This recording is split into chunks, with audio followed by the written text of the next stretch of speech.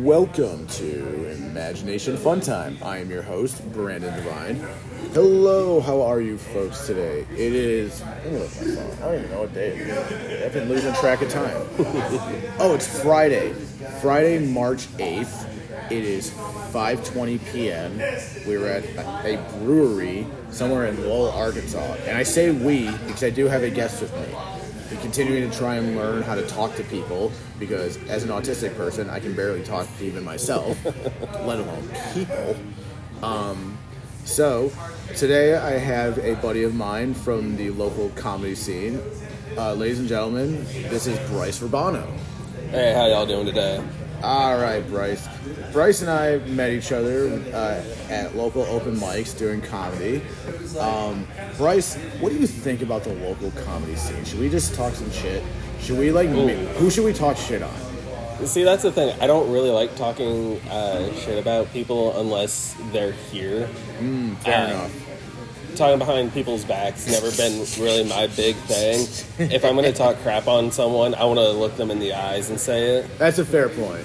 That's a fair point because I'm sure we can name a few people that we do comedy, that we do open mics with, to maybe talk some shit.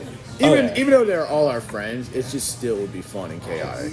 Oh yeah, no, like I want to see their reactions when I crush their souls. That's a fair point, dude. That's a fair point. Like, if I can't see their misery in it, then where's the fun in it for me? I guess that's probably what the bullies at school probably got off on the most is like just seeing our misery, like when they like stomped us out in the playground or like pushed us. Like I guess like, you know, especially maybe not for like the ones, maybe like the ones who like actually had like a decent home life and are just like a terrible person in general. You had bullies growing up? No, never. As a 5'8" redheaded nerd, I was bullied no times growing up. Not even a single time. Not even once. Oh, wait. Did you say bullied? Yeah. Oh, I thought you said did girls sleep with me. Oh.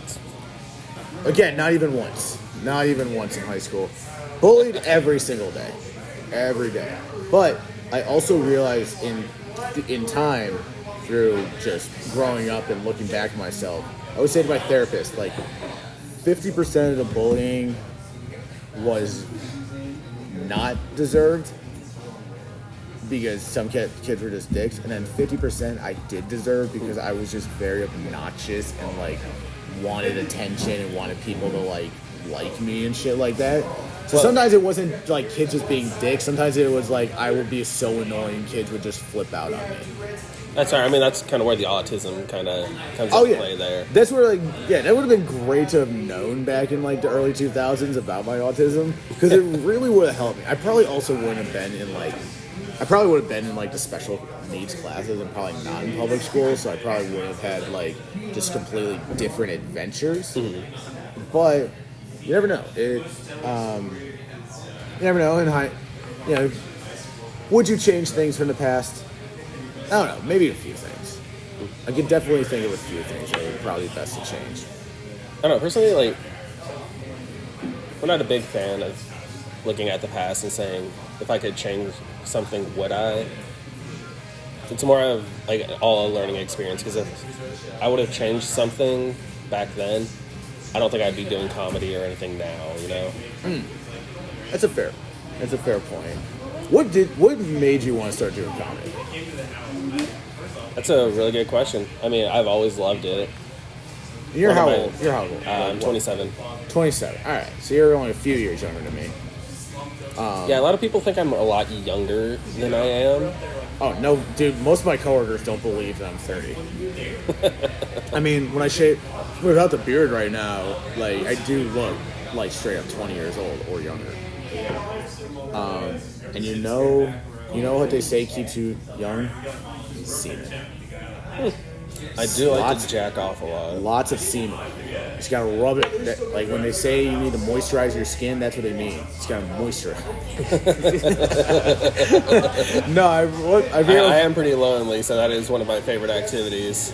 No, what was I listening to? I was listening to your mom's house this morning, and they're apparently gonna have on this double soul shaman that's all about like how like Spartan warriors and like the great warriors were all like just super gay and like just basically like tweaked each other's nipples and like cupped each other's balls and like drank each other's semen. Like, I don't know. I mean, that just sounds like guys being guys. I mean, you don't do that with your friends? Honestly, do you want to know something? Do you want to know the gayest thing my friends ever did, probably growing up? Oh, 100%. Okay, so I won't name any names, but we were teenagers, and we were chilling at my one friend's house, and he had a trampoline, and we were all just like literally just hanging out on the trampoline. It was like one of those ones with a net around it. We were just hanging out on there, just chilling and talking and stuff like that. And I'm not kidding, for 30 straight minutes, my friends just kept pestering me for me to show them my pubes. They just wanted to see if it, because they always. It was the whole, does the carpet match the trees kind of thing? With a bright haired ginger like me, they're just like, yeah, and I was just like, no, dude, that's gay, and they're just like. They're just being such dicks that just finally, like, after literally, I'm not kidding, like 30 minutes, I was just like, you're fine. And I just stood up and just flashed real quick. Now, here's the real question in that story. How did you flash? Did you just full on drop? I should have. All the way down to the ankles? In hindsight, I should have just, like, full trow drop. I should have just dropped the shorts, just everything should have, like, spread the cheeks. Oh, 100%. Remember in the movie Waiting to Go, where you get it behind, cup it behind the legs and like show your asshole and the balls and stuff like that, or something like that? So I've never seen Waiting. It's a guide to like anybody who's worked in like a restaurant or stuff like that. It's a guide to how to like live in a restaurant. Well, I mean, I worked in a culinary school for a little while. So you like, again, you would assume I've seen it, but it's just one of those ones I miss out on. I mean, they're always there. It's the best part of movies. I recently worked on a movie this week. We won't say what name it is, but it's a movie filming in NWA right now. It was very fun. It was awesome. You have any experience with filmmaking? A little in like high school. Just for like senior projects and things of that nature.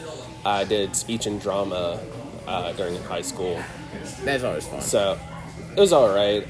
My class was like 4 people. Then again, my high school wasn't very big. My graduating class had 68 people in it. That's literally about double what at my boarding school. Average class size was like 30 to 35 people. God, I forgot you went to boarding school, you rich fuck. I know, because I don't have many good jokes about it. Like, I'm starting to learn. Well, you just don't appear to be that kind of guy that would have gone to boarding school. Yeah, it's a fair point. Because you seem like down to earth a little bit, more like blue collary, not so stuck up. Somewhat. I did grow up going on vacations to the Caribbean, Hawaii, I was a somewhat rich little bitch. My grandfather on my mom's side, I never met him because he died in, I think, in like the 1980 or the very early 80s. But he made a lot of money. He worked for was vice president of a major food distribution company in the 50s and 60s called Keystone. Okay. And they worked with this, at the time, growing company. I don't know if you heard of it. Have you ever heard of McDonald's? Nah, can't say I have. Oh, okay. They're like a local Scottish food chain. Oh, hell yeah, dude. I love the Scots. Yeah, my grandpa's company was one of their early food providers and stuff like that. And they helped for a while, McDonald's was like,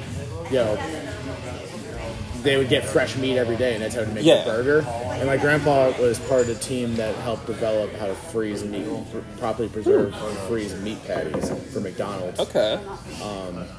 So yeah, I grew up in like a very average, like I didn't grow up in like a mansion. I grew up in like, like a 2-3 bedroom home, like a yard and a backyard and stuff like that. Just no pool or anything like that. But then like, my grandmother, from the time I knew, she died when I was 12, but she always lived in downtown Buffalo in a top floor apartment, like overlooking the city. Okay. And right now that's online, it's going for like, I think 1.3 mil. God damn. Now, I've been looking at rental prices and land prices recently. Just because I'm like looking at trying to buy, My goal, and it's ridiculous. It's insane. my dream right now is to, like, tiny homes.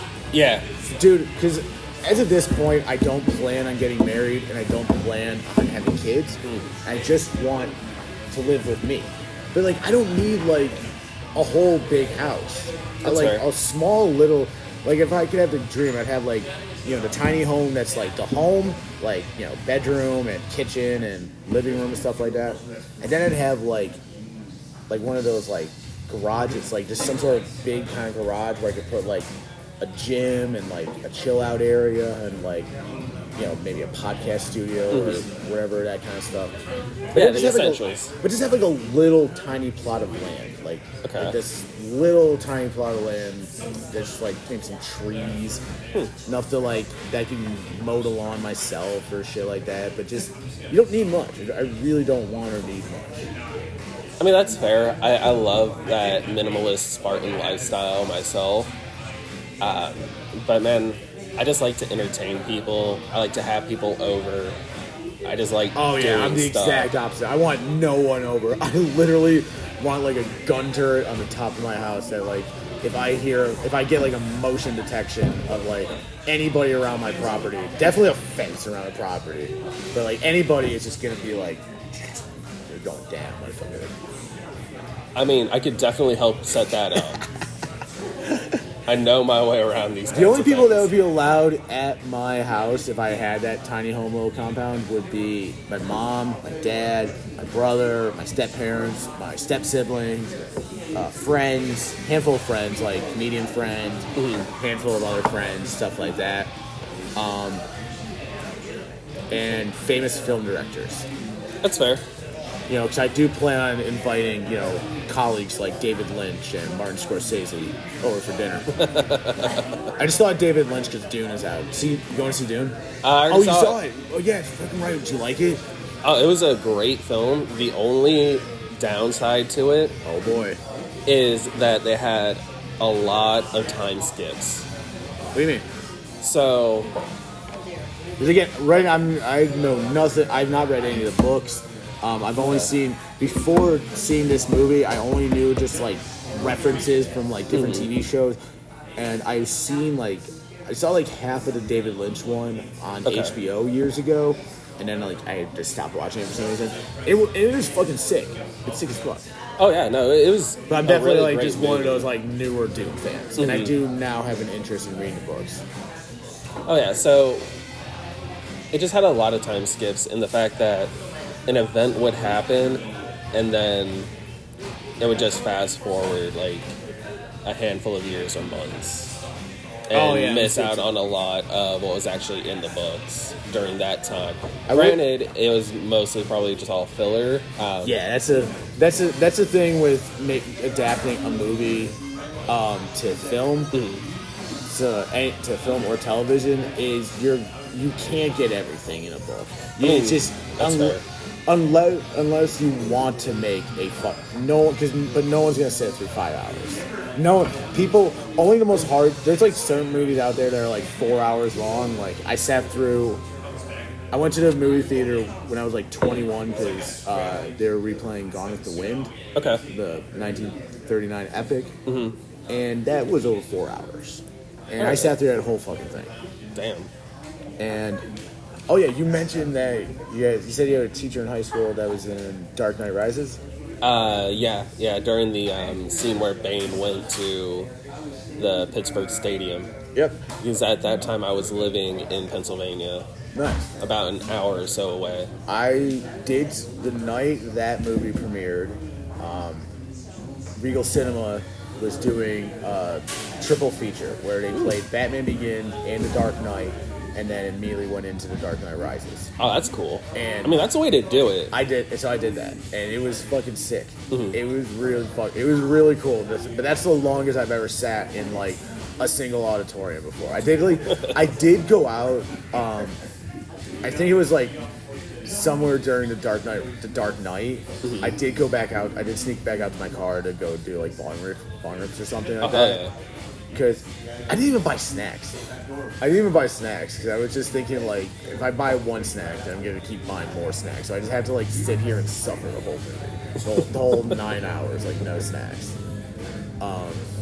No, I probably did buy snacks. Now, what am I saying? I probably did. I'm trying to remember that night. I like going out and watching movies at the cinema, but that's why I love just sitting at home more and watching them. Is then I can just get all my stuff right there. I don't have to worry about going outside to smoke weed or anything like that. Well, I can just do it in the comfort of my own home. That was also, like, what, summer 2012, so that was before, like, now you can vape and you can't get weed vape cards. I remember the first time I vaped in a movie, I thought that was, like, the coolest fucking thing. I'm like, holy shit, I'm at a movie theater and I'm getting stoned in the movie theater, man. This is so cool. That was, it was like something when I moved to California. Working on these movies the last few days was so surreal because it's like I'm living here in NWA, but everything I did the past 3 days of just doing background work on a movie felt exactly like California. Everything felt the exact same as it did 4 years ago. So I haven't been on, I will just say this, I hadn't been on a movie set for 4 years. This is 2024. The last movie set I was on was at the end of 2019. Dang. Yeah. Which one was that? The last set I was on in Los Angeles was background for a show called Hollywood. Okay. Which is like a story of, like, I think it's like a story of, like, a gay actor and, like, making his way in Hollywood in the 1940s. Because that was the second time I worked on that show, and the first time I worked on it was 2 days at Paramount Studios. Okay. And then the last day was some random house somewhere in, like, West Hollywood area. But yeah, like, I can imagine, like, your teacher doing that big scene in the stadium and stuff like that. He was probably one of, like, 500 that day. Oh, easily. I did a couple of those. They call them cattle calls. Okay. Did a couple of those. It's fucking. Did one on set of Ballers, the HBO show with The Rock. We were at the Rose Bowl, and it was just like they had to get, like, scenes of, like, him and some guy, like, walking down, like, the stadium and, like, everyone cheering on, like he was, like, walking with, like, some new hotshot player or whatever like that. All right. And there was, like, straight up, like, 400 people that day. And they would just get, like, shots of us, like, blocking to make, putting, like, people in, like, specific spots to try to make it look bigger and stuff like that. And then they would add, like, special effects later. So out of all the local comics, I think you probably have one of, if not the most, like, credits on actual, like, big projects like that. Who's the other one? Honestly, I don't know. I don't really talk to people about their personal lives. Oh, okay. No, I mean, yeah, like, that's what got me in. Like, I always, especially the past few days, made me realize, like, how much, like, I still, like, acting and being on a film set is, like, the place I always really want to be, the most. Because acting, like, I've been acting since I was 14. That's all I did in high school, which is, like, I was the theater kid of my graduating class. There's always one. Yeah, I was a thespian. I was the lead thespian. And then just immediately went into movies. See, now that's probably why you got bullied. You say things like thespian. No, and it's also one of the reasons I got bullied is. Do you remember a Disney Channel movie called Luck of the Irish? Yes. Okay, so that came where the kid is, like, part leprechaun and they steal his lucky coin. Yep. Great movie. It was fantastic movie. They came out when I was in, like, 3rd grade or something like that. And really? When did that movie actually come out? 2001. Okay. I believe. And I watched it and just, got super pumped. Just, like, as a little kid, got me super pumped, like, thinking red hair is cool, Irish people are cool, which I knew. And then, I'm only 8 years old. I don't know much about my Irish heritage. But, stupid as me, I go in the next day, and I'm literally, like, telling kids, like, yo, I'm a leprechaun. This is awesome. So I brought it all on me. I literally brought it all on myself. Like, no one was really calling me a leprechaun. I mean, like, people probably did, like, here and there a little bit. Mostly it was, like, Carrot Top or, like, stuff like that at that point. But from that moment on, for years, it was leprechaun. Man, have you seen Carrot Top within, like, the past few years? The dude's ripped. Oh, yeah, he's a beast. He's a fucking beast. He was on Rogan. He did, like, an episode of Joe Rogan, like, last year, I think, or the year before. Really? I don't listen to a whole lot of Rogan. I mean, I've never really sat and watched any of Carrot Top. Mm-hmm. I just always knew about him, like, he was just like a celebrity comic or whatever, but never really sat and watched his stuff.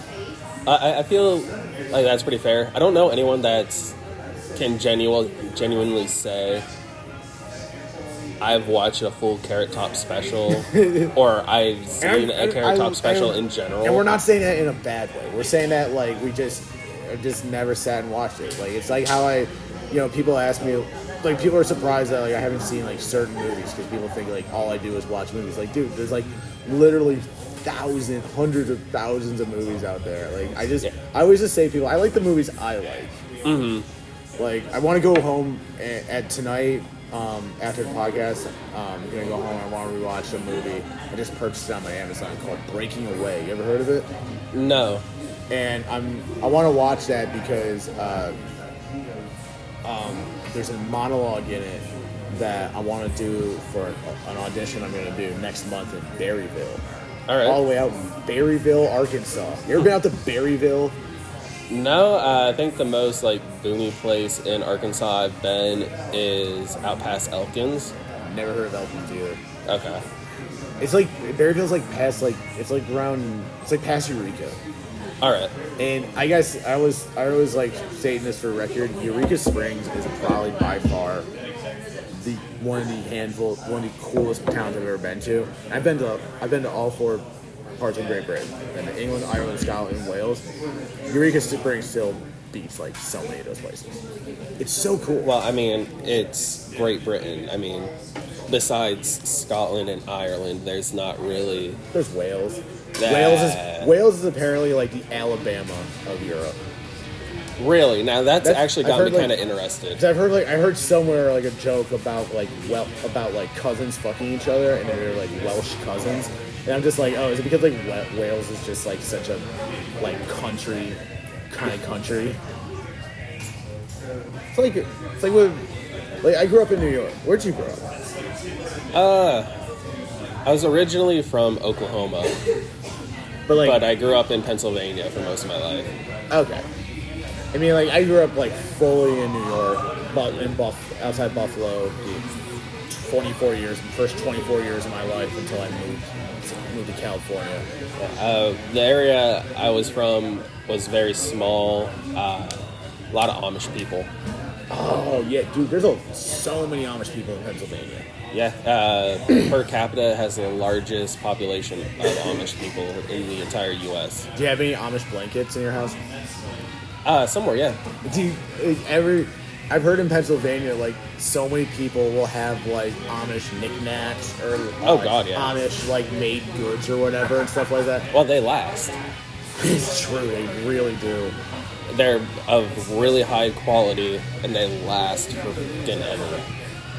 I remember my only interaction with Amish people growing up, I do remember one time I was at my boarding school. They also have a summer program, a summer camp, and I did that a few years. And they would do these cool weekend trips where they take us to, like, it's outside. My school's in, like, right outside Buffalo, but, like, we would drive, like, for those trips. They would take us to, like, Cedar Point in, like, Ohio, or Football Hall of Fame in Ohio, or go to, like, some state parks for camping or whatever. Okay. So but they would take us on a bus, and, like, your buses have to stop at, like, truck stops and gas up. So we'd stop at this one truck stop, like, down to New York Thruway, and there was, like, a bus of Amish people. Because they do take some modern, like, travel and stuff like that when they have to. So were they Amish or were they Mennonite? That's a good question. I've never thought about that until this exact moment. It could have been. They looked Amish. Like, they looked like they had, like, the the outfits Yeah. on and the hats and stuff like that. But what was weird, that wasn't the weird part. What was weird is like they were like behind this bus and they were just pouring out cans of gasoline on the ground. And they were pouring out like many cans of like it was like who knows what it could have been anything in there, but they were like the big red gas containers and stuff. Yeah, like the that. big old jerry cans. Yeah, and they were just dumping them on the ground. And like one of them was like keeping watch. Looked like they were keeping watch. Huh. So it was some shady kind of shit. To me, it looked so shady, and I've never forgotten that. Just thinking it was so weird. Like I was walking into this rest stop area to use the bathroom, and I just look over and I just see these grown people in 1800s outfits just dumping out gasoline on the ground. And like one of them looked like he was truly keeping watch. So who knows what they're up to? I mean, the Amish do have a mafia of their own. No way, do they? You never heard of this? No, I've never heard of this. They have a mafia? Yes. Sick. Did the mafia still have the gnarly beards? Mm-hmm. That's awesome. Yeah, do they pretty much just keep all traditional except for extortion? So, like, are they nice about it? Are they still, like, nice people, or are they, like... Nah, dude, they like burn your shit down and fuck you up. That is so awesome. They're Amish gangsters. Yeah. Like, literal Amish gangsters out there. I wonder if, like... So honestly, that's probably what you stumbled upon. It could be. You never know. Like, I'm rewatching this series. I'm watching a series called Tokyo Vice on HBO. Okay. And it's about, he follows a reporter in Japan, or a crime reporter, and like he wants to like learn about the Yakuza and stuff like that. And there's this one Yakuza member who's like, kind of like the main good guy Yakuza. But he's like, his character is like ostracized from his family because he joined the Yakuza. His parents like hate him. His little brother still likes him, and his little brother's slowly becoming a Yakuza now with him. But in like the first season, like, his father was in the hospital, and he just goes to him, and it's like his mom is like, "Go away, you shame the family." So I wonder if that's like the same thing as like Amish gangsters. I wonder if like the rest of their family like is like ashamed of them. I mean, from what I understand, it's mostly a family business. So it's more of like you're born into. It's more like Italian it's straight up like Animal Kingdom. You ever seen the show Animal Kingdom? No. It's based off of an Australian movie about an Australian crime family and stuff like that. Okay, that does make more sense. There's probably like some outsiders that think like, that looks cool. I want to do that. There's not very many options, I think, within the Amish community of like career paths. No, it depends where you are. There was a little town not too far from where I lived, where a bunch of Amish people like set up shop and ran just little businesses. I think I heard this years ago on Bam Margera's radio show. Definitely learned a lot about Pennsylvania listening to that show. Oh yeah, I miss Bam. I hope Bam does so much better. Like, he really comes and goes, apparently, with his alcohol. Like, he's doing fine for a while, and then he slips up. Then he's doing fine, and he slips up. I've always thought, like, since I've learned about my autism, I always thought, like, someone like Bam is probably a little bit on the spectrum or something like that, at least. I think everyone's a little bit on the spectrum, just to good possibility. Different, yeah. Good. It just presents differently in everyone. I mean, most of us are just spending so much of our lives like drinking and smoking drugs and like doing shit, like having fun. Having fun, basically. Mom, I'm just having fun. This heroin is fun. Yes, I know you had to break down the door because I passed out in the bathroom again, but it's fun. We're just having fun, Mom. Hey, all I say is if you keep it in your own house and you're not letting it like spill out into the streets, do whatever you want. I don't care. I mean, like in the movie Pulp Fiction, John Travolta's character is a heroin user, but he doesn't seem to be like an quote-unquote addict. He seems to have his shit together. He seems to be like a person who can actually like, you know what? I just like recreationally shooting white China heroin. Like, so like it makes you think like there has to be some people out there that can just Like, there are people who just recreationally use coke and are completely fine. Probably some people we know who do comedy. Oh, yeah. Remember that one guy the other week, the meth head that was at Nomad? Were you there that night? Yes, yeah. Dude, that guy... I thought he was going to stab me. I thought he was gonna, like... Because I made a comment about him being homeless while I was on stage. Is he homeless? And you know how I am. I always like to hang outside at Nomads. Yeah. Because I can still hear what's going on inside. So they have the speakers, but it's not so confined. Yeah. And we can actually, like, talk and have conversations. Yeah, you can actually do it. Yeah. And let's be honest, sitting inside for an entire open mic is kind of murder. No, it sucks. It's terrible. So I was outside after my set, and he follows me out there, and he puts his arm around my shoulder. He, like, just brings me in a little bit, and he goes, "Just so you know, I'm not homeless." Oh, yeah, he gave that vibe. Like, dude, he gave, like, a vibe of, like, a nice person, but, like, a nice person who's also, like, completely insane. Oh, yeah, 100%. Like, completely 100% unhinged and insane. And usually, like, those are my favorite Like, he would, people. like, it seems like he would have, like, he would stab you, and then immediately be like, "Oh, I'm sorry, I didn't mean to do that, I'm sorry," and, like, try to help you. And then maybe stab you again. We call those people bipolar. I think for him, it's definitely not it's definitely not bipolar. It's definitely like just years of clear meth abuse. Oh yeah, like, dude, his teeth were so jacked. And, like, I felt bad for him. There's a part of me that does really feel sympathy for a lot of addicts, but the bigger part of me feels like very little sympathy for addicts. I get that. I'll always, like, be there to help someone out if I know them and, like going through some shit like that. Because, you know, we all mess up. We all kind of go down those roads at some point in our life. Oh, yeah. So, you know, like, I'll always give a helping hand. But it comes to that point where you can only do so much.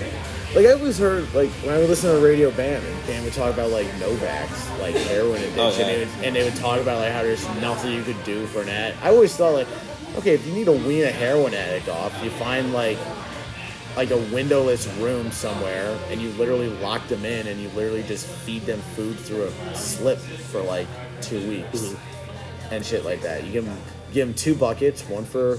No, you give them 3 buckets, because you're going to need one for vomiting. Like in Train Spotting, you said, one for vomiting, one for urine, and one for crap. And, I don't know, you just do it. Yeah, you just do, like, what... That's literally what they did in the movie Train Spotting. His parents just locked him in his room and just, like, made him go cold turkey. And they would come in and bring him food, and that's it. And other than that, they would just lock him in. Well, like, most addiction really just comes from some other sort of, like, underlying cause. Oh, absolutely. So you really just have to figure out, like, what every person is. The handful of people I knew back in Buffalo when, you know, we were teenagers and in my early 20s that were, like, addicts, all I came to find out, like, you know, had either rough home lives, mental issues, just stuff like that. Like, no one... It is weird, like... You know, because, like I said, I went to boarding school, so I went to school with kids that came from, like, literally, like, Fortune 500 level rich families. Like, some of these kids, like, grew up with, like, yachts, Lambos, like, all that kind of stuff. And half of them, like, just because you have, and half of them were just so fucked in the head, myself included. But, like, so many rich kids I went to high school with were just completely fucked in the head and just had, like, the clear tendencies and signs of, like, you know, could definitely fall into the lines of alcohol abuse, drug addiction, all that stuff. Lucky for them, they came from a family that would definitely be able to afford, like, those, like, $20,000 treatments and stuff like that. Like, I remember... Get them sent away to one of those nice rehab facilities, like the Hamptons or some shit. Oh, yeah, like, when I was 20, that's when my dad and my stepmom got married. And for their honeymoon, they didn't want to do like a honeymoon just the two of them. They wanted to do a really nice family vacation. Me, my brother, and my two stepsisters. My one stepsister has since transitioned. And that's my stepbrother. He works in Brooklyn at a school in Brooklyn, New York. Okay. That holds all of its classes outdoors. Interesting. In Brooklyn. They do it in Prospect Park apparently. It's like, so it's in like a, you know, like in like nature and stuff like that. But just like imagine like doing school outside in Brooklyn, like out in the street corner or stuff like that. It would get so fucked up. That is insane. It's so. When my dad told me about it, like I love my. It's a concept It's like, that's just so odd to me. Is the entire kindergarten just how to identify different drug paraphernalia and how not to touch it? I'm guessing they're not allowed to have shoes. I could totally see there being like a shoeless rule, or like you have to wear Birkenstocks or something like that. Probably flowers. Probably lots of flowers and stuff like that. But anyway, so we went on this vacation down to an island in the Caribbean called Antigua. Mm-hmm. And we stayed at this really cool resort and stuff like that. But on that island, this man who likes to play guitar, who also happened to really like drugs, named Eric Clapton, started a rehab down there. This like really high level drug rehab. So it's all the way down in fucking Antigua. My dad took I think my dad took like half a day and like traveled to go see it and stuff like that. Because my dad is a long time recovering alcoholic. He's been sober for like 20 or 25 years now. Okay. From alcohol. Still likes the puffy puff a little bit. But he was the kind of guy, like, back in the 80s, loved his cocaine. He graduated high school in the 80s, so he was young in the 80s and early 90s. So, back then, definitely gonna enjoy yourself, shit like that. Oh, yeah, 100%. You never turned down free drugs. I've always been skeptical. I had turned down coke. I've never done coke. So I've always just been terrified I'm gonna really like it. And I have enough natural like energy that I don't need that boost. I don't think it'll do me any good. I've been around it quite a bit, and it's been offered to me a lot, but I've never tried it. Mainly because of my heart. You got something wrong with your heart? I got so many issues. Okay. So it's one of those things I would really like to try it at some point. But whenever I have enough money to be like, fuck it. If I need to go to the ER, dude, like I can shell out for like it. a VR helmet that like gives you the experience of like what it's like to do drugs. Like, who the fuck wouldn't want to? Like, I would love to know what it's like that first hit of heroin, that like I said, train spotting, that just put it in you and just like fall to the ground and can't even move. It just feels so awesome. I would love to know what that feels like for like maybe a minute, and then be able to like pull the helmet off and be like, that was awesome. Well, that's the thing. Do you think that in of itself would cause addiction? Yeah, now I'm thinking about it, it totally would. Yeah. Totally fucking would. So, at that point, just say, fuck it, get the real thing. Just start doing, like, hardcore H. Like, in the future. You think, like, it's ever going to become, like... I know some, like, magic mushrooms are starting to become legal in certain areas. Colorado and Oregon. So it's, like, the natural evolution of, like, who's going to legalize coke? And then who's going to legalize heroin? Who's going to legalize meth more than it already is? Yeah, I was going to say. Like at boarding school, my boarding school is for kids with dyslexia and other single or language-based learning disabilities. So kids would get like medicine, a bunch of kids would get medicine in the morning and stuff like that. I would watch kids like take Adderall and just crush it and snort it at the breakfast table. All right.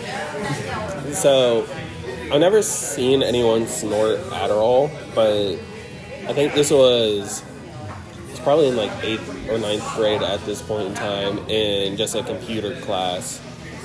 and the kid sitting next to me, who transferred into our school that year, took out a pen from his pocket, unscrewed it, stuck it up his nose, and took a big whiff. And he hands it over to me. He's like, "Hey, you want to try some?" And was it Coke? Yeah. Jesus Christ, dude! What the fuck? What was this? 8th grade? You said? Yeah. Oh my god! I hadn't even smoked. I smoked a cigar once. By the time I was in 8th grade, that's it. I didn't even drink. I didn't even really taste the alcohol yet. And this kid is literally doing Coke in class. Yeah. That's fucking wild. So, again, I'm from a very small town in Pennsylvania, and as small towns are wanting to do. Even better, where the fuck did he get Coke in this small ass town? Yeah, that's the fun part. But small towns, there's not really much to do, so everyone's out either fucking each other or doing some sort of hard drug. A lot of people that I know from high school went to jail. Knew one kid that robbed our local gas station. Went to jail for a while. Damn. Yeah, when... While in high school or yeah. after? Damn. Yeah, Robbed a gas I station think it was his senior year. Dude, robbing a gas station as a high school student is such a baller move. Dude, that's a hardcore, that is hardcore teenage shit right there. Yeah. It's one thing to okay, armed robbery? I don't remember. I honestly don't remember. This was so long ago at this point.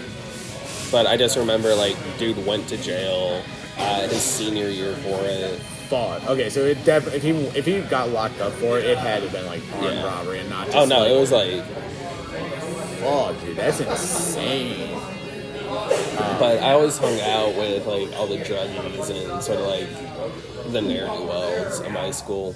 Fair Because enough. I didn't really have a whole lot of friends. Well, they're the interesting ones. And you come to realize the burnouts, the kids that are kind of loners and stuff like that. Besides the ones that give you the vibes of gonna maybe pull a Columbine or something like that, then that's bad. So a lot of loners are just you realize they're the really smart. Some of them are just smarter. Realize that you don't have to give into the social crap of high school, and they just want to do their own thing. Oh yeah. Those are the kids that some of those loner kids are probably the kids that they don't talk to anybody, but have an IQ of 155 or something like that, or it's just there's always there's probably the same kid who never went to any parties in high school, was just kind of in the background, and then you find out that kid got accepted to Yale or Harvard. Oh yeah. Or Oxford across the pond. I only went to one high school party, and that was the summer right after I graduated. Okay. I think I went to 2 maybe during high school. It's also being at boarding school, when you're not there on the weekends a lot, it's tough. I was lucky because even though it was boarding school and I lived there all 5 years, my house was literally 20 minutes away. Oh, okay. I was one of the few local students. I went to graduated with kids from almost every single continent on Earth, minus Antarctica. Had kids from Asia, Africa, Middle East, all different parts of Europe, South America. The island of Bermuda, for how small it is, my 150-person boarding school at one point had 4 kids. Dang. 4 kids from Bermuda. Dang. I know, That's right? impressive. Yeah. So, it's cool. It's pretty cool. Trying to think of cool stories from board. Oh, one that just popped in my head that's always a memorable one is I had a friend. I'm not going to name who because I still love him. We haven't talked to him in years, but I still love the kid to death. He's from Japan. Okay. And he, this is, this is 2007. And what was still very popular in 2007 was a little game called World of Warcraft.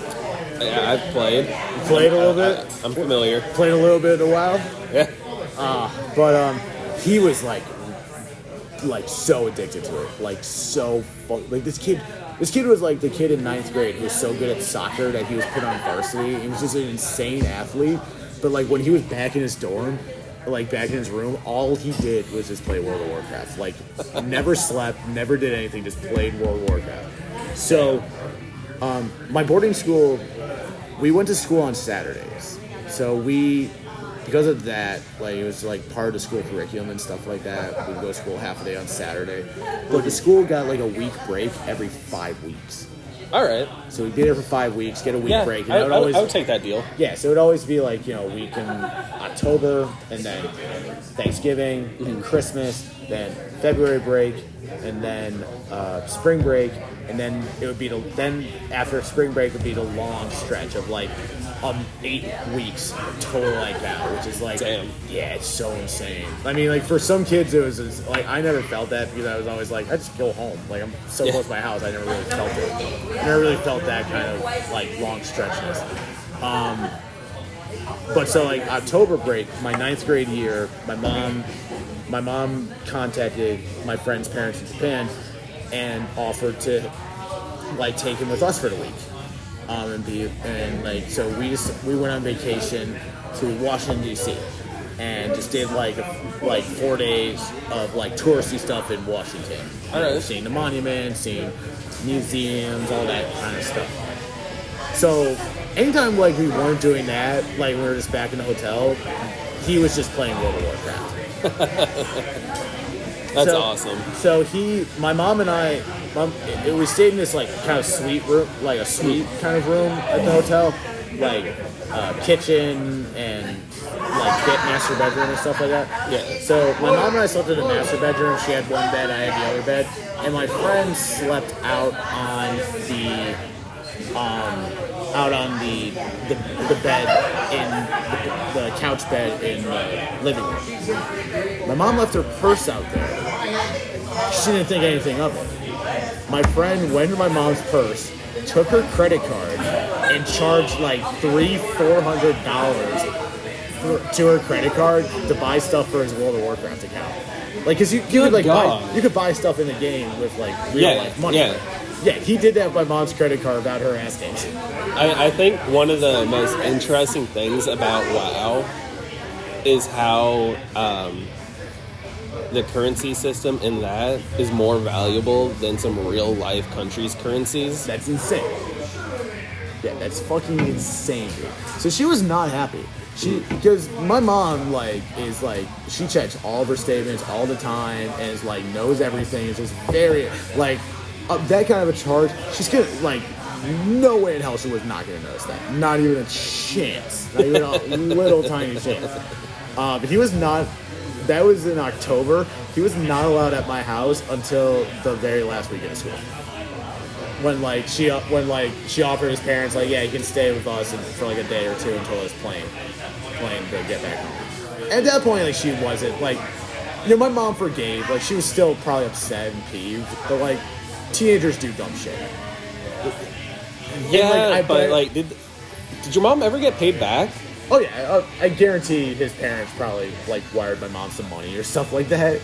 But he also got in trouble. What was also wild was, this is on vacation. Mm-hmm. This is like not on the time of my boarding school.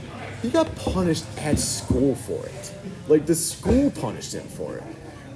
Which is what? Because like my mom was like the mom that like got involved at the school. It was like a school kind of mom. Like, she helped out. My brother always did sports and I always did theater. So if you were part of any of the teams, like either lacrosse or soccer, my brother was on it, you were getting like Capri Suns and like a cooler and like fresh orange slices and like brownies and stuff like that. And the same thing for like when we did theater. My mom always like did like a party, like would pay, like she was fucking rad. Like my mom did so much stuff. She was literally referred to as Mama Miller. All right. Because she took my stepdad's last name when they married. So she was Mama Miller on campus for all the years I was there.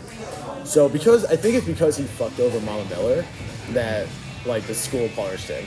And like you would be able to, how schools have honor roll and stuff like that. We called it honor scroll. because we're boarding school, and we like refer to our principal as a headmaster because we're all fancy and preppy, and we wear ties and stuff like that. But if you have honor school, you get dorm study. You don't have to go to the study hall at night for 2.5 hours. You get to study in your dorm after dinner and do your homework there. Mm-hmm. I literally, in 5 years there, I earned it the last quarter of school. Never earned it. Never earned dorm study. I just didn't give a fuck. But they took away his dorm study for I think like a week or something like that.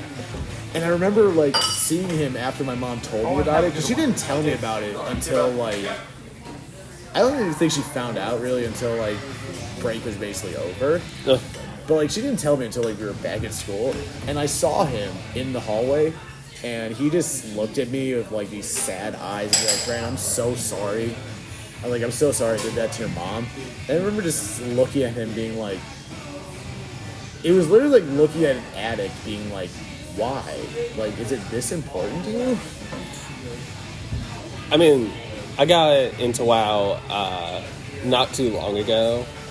Yeah. And yeah, no, it's pretty addicting. I mean, the only reason I never got into it is because I asked my mom for it and she wasn't going to pay for it. That's fair. Because it's expensive. Yeah, you got to do like you got to pay money every month. It's not just like if it was just like buying the game and that's it, like just buying like the actual physical copy of the game and putting it on the computer, she would have done that. But I like told her like, oh, it costs money every month. She's like, yeah, I'm not doing that. Just like no.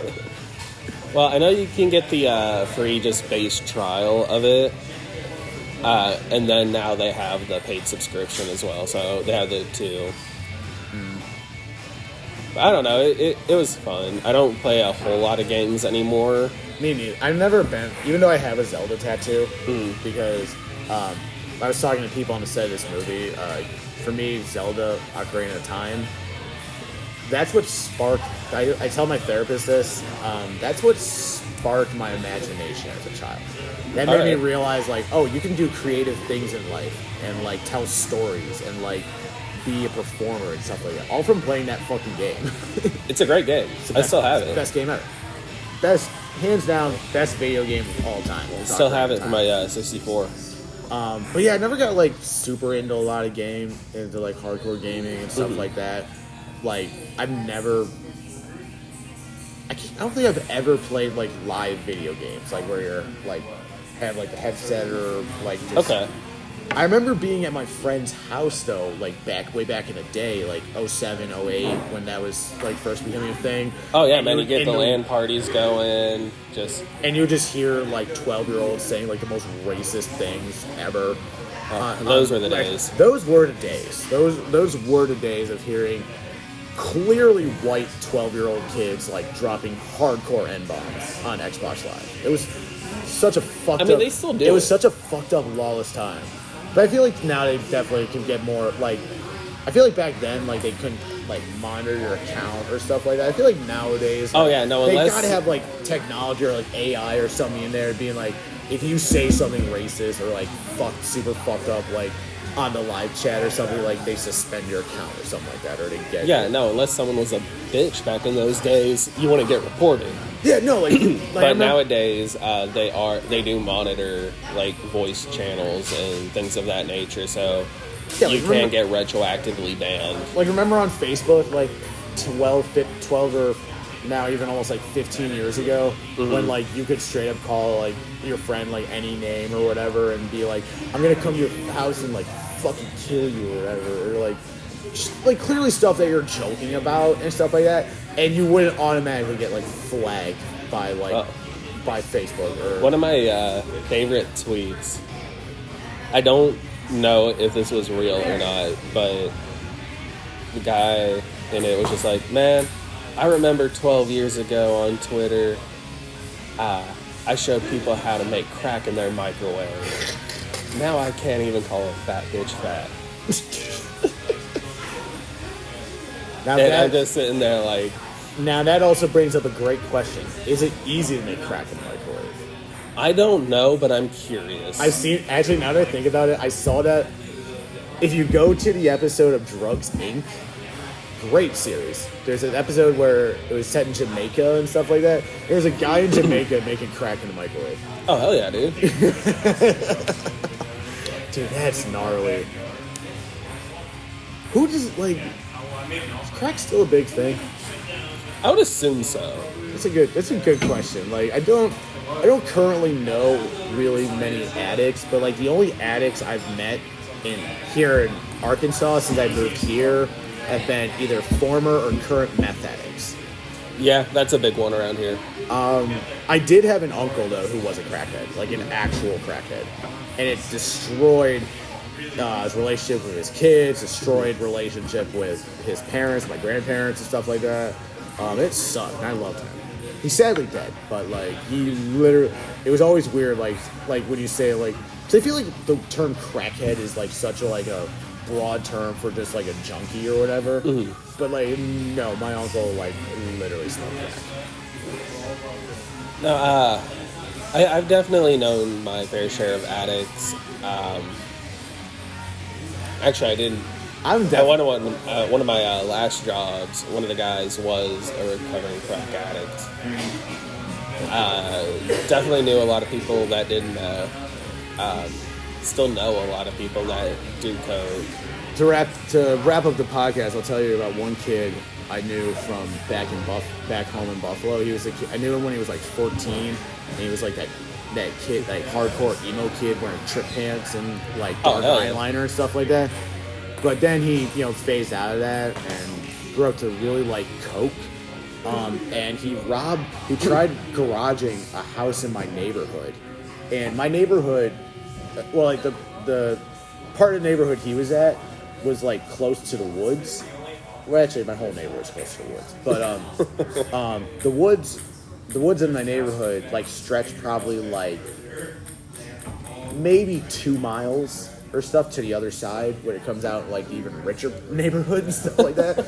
So the kid was like robbing this garage of some house, and he was taking a bike. And literally as he was taking the bike out of the garage down the driveway, the people whose house it was were pulling into the driveway and just see this random kid like walking out with a bike. And so the guy apparently got out of the car and it's like, yo, what are you doing? And he just dropped the bike and like just started booking it.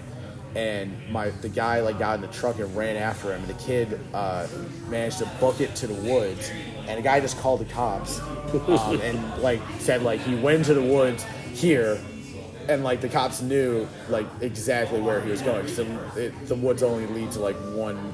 It's either you go to the other side and come out in that neighborhood, or you're just stuck in the woods. Like there's just, so he ran through there, apparently lost his shoe in the mud, and just came out to the other side to like 3 or 4 cop cars, just waiting for him. Found like, I think like 2 grams in his pocket of booger sugar and all sorts of shit. Nice. Yes. Dude, it doesn't pay. Like, I'm for sure an addict with weed. Like, I consider myself like definitely a hardcore weed addict. Like, I just can't go like a day without smoking. Like, I will flip the fuck out. Mm-hmm. But just, I don't know, it never, growing up with my dad being an alcoholic and stuff like that, and so much of my family being alcoholic, just never wanted to do that, never got into it. That's fair. I think it's a fun way to end a podcast on a fun, happy note like that. Alcoholism and drug addiction. Yeah, I mean, if that's how a lot of people end their lives, I feel like that's how we can end a podcast, so. Well, Bryce, it was nice talking to you. Yeah, you too, man. You've been a fun person having a podcast. I'm sure I will have you back on again. Yeah, anytime. This is your first podcast you've ever done? No, I did Conrad's. Okay, I still want to get on Conrad's podcast. It's pretty fun. All right, sir. Thank you for talking. I'm sure we'll have a lot of fun this coming week at the open mics. We're gonna write some good jokes, and we're gonna make some people cringe in the audience. At least I am. Hell yeah. All right, folks. Thank you for tuning in to this episode of Imagination Fun Time, and we will see you next time.